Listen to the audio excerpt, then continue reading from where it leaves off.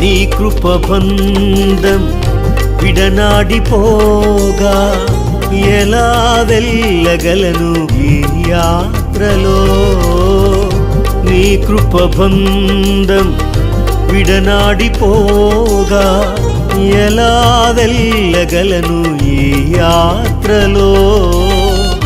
నీ కృపయే కదా నాకు జీవము, నీ కృప లేని క్షణము మృతమే కదా.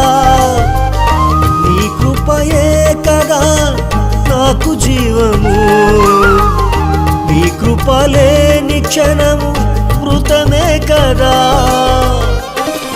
కృపానిధి ఆకాశమే నీ సింహాసనం, కృపా సన్నిధి భూలోకమే నీ పాదపీఠము.